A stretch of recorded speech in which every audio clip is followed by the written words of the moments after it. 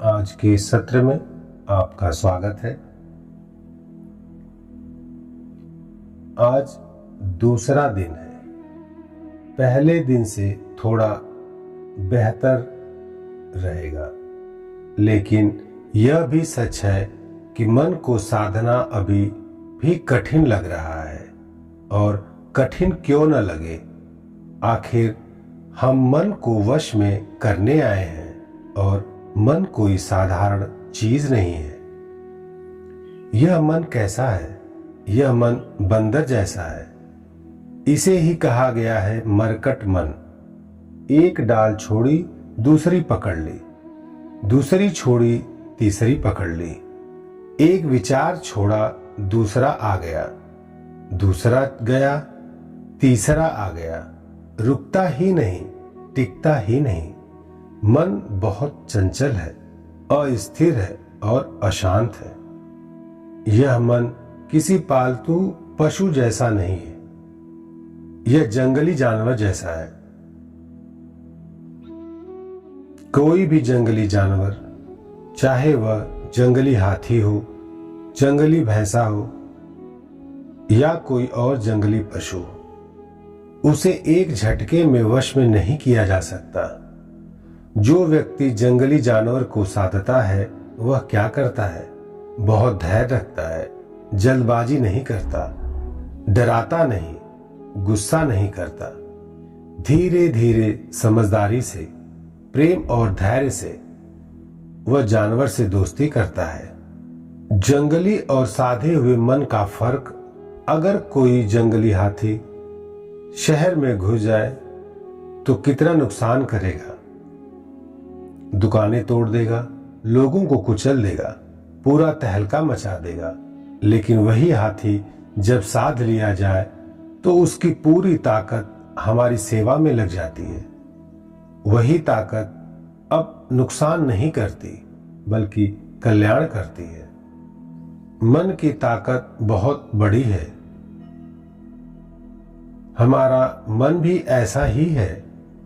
जब तक मन जंगली है उसकी सारी शक्ति हमें ही नुकसान पहुंचाती है। डर, चिंता, क्रोध, घबराहट, तनाव, रोग, दुख, पीड़ा सब यहीं से पैदा होते हैं। लेकिन जब मन साध लिया जाए तो वही मन शरीर को स्वस्थ रखता है, चित्त को शांत करता है, जीवन को मंगलमय बना देता है। मन की शक्ति किसी हाथी की शक्ति से कई गुना अधिक है। साधना में मन भटकेगा, यही स्वभाव है। अब हम साधना में बैठे हैं और मन बार बार भटक रहा है। कभी भविष्य में चला जाता है, कभी अतीत में, कभी कोई याद आ जाती है, कभी कोई चिंता। तो हम क्या करते हैं? हम व्याकुल हो जाते हैं, हम निराश हो जाते हैं, हम खुद को दोष देने लगते हैं। 2 दिन हो गए, मन रुकता ही नहीं। यही सबसे बड़ी गलती है, मन का भटकना। कोई गलती नहीं है, मन का भटकना उसका स्वभाव है। हम मन को रोकने नहीं आए, हम मन को समझने आए हैं। जैसे ही हमें पता चले अभी मन भटक गया है, बस इतना जान ले, ना क्रोध, ना दुख, ना निराशा, बस स्वीकार कर ले। यही इस क्षण की सच्चाई है। मन भटका, ठीक है। जैसे ही होश आए, सांसों पर ध्यान ले आइए। फिर भटका, फिर सांसों पर ध्यान ले आइए। यह कोई हार नहीं है, यही साधना है। जैसे घर का मालिक जाग जाए तो चोर अपने आप भाग जाता है, वैसे ही जब हम जागरूक हो जाते हैं तो मन का भटकना अपने आप कम होने लगता है। व्याकुल मन बहुत स्थूल हो जाता है। स्थूल मन सूक्ष्म चीजें नहीं देख पाता। सांस की अनुभूति सूक्ष्म संवेदनाएं, यह सब व्याकुल मन से नहीं दिखती।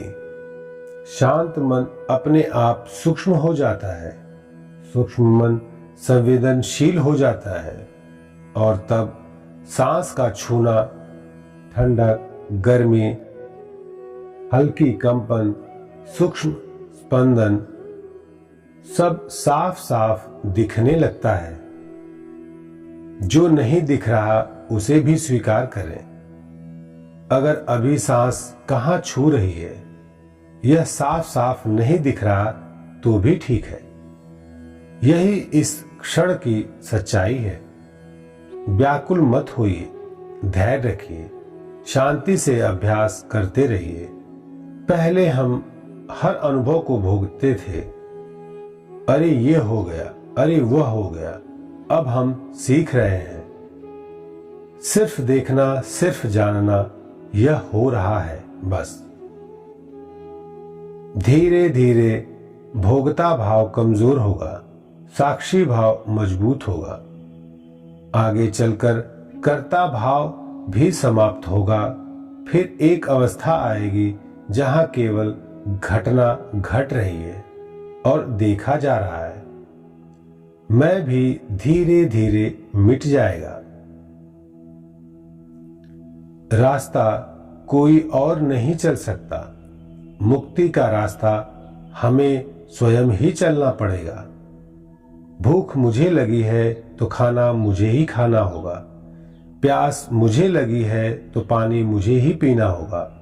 रोग मुझे है तो औषधि मुझे ही लेनी होगी। गुरु सिर्फ रास्ता बताता है, कभी कभी उंगली पकड़कर थोड़ा साथ चलता है, लेकिन कंधे पर उठाकर कोई मुक्ति का मार्ग तक नहीं ले जाता। धर्म कोई नाम नहीं है, धर्म कोई संप्रदाय नहीं है।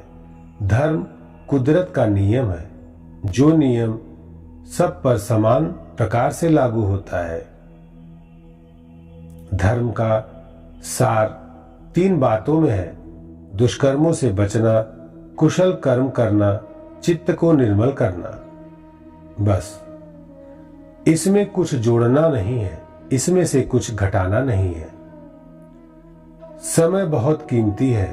अब हमारे पास 8 दिन शेष है। यह समय बहुत अनमोल है। जीवन में बार बार ऐसा अवसर नहीं मिलता, इसीलिए व्यर्थ मत गवाइए, निराश मत होइए, धैर्य से अभ्यास कीजिए। अंत में यह साधना किसी को खुश करने के लिए नहीं है, यह साधना अपने कल्याण के लिए है। धर्म मंगलकारी है, धर्म हितकारी है। जो इस रास्ते पर चलता है उसका मंगल निश्चित है। आज के सत्र में इतना ही। मिलते हैं अगले सत्र में। तब तक के लिए धन्यवाद।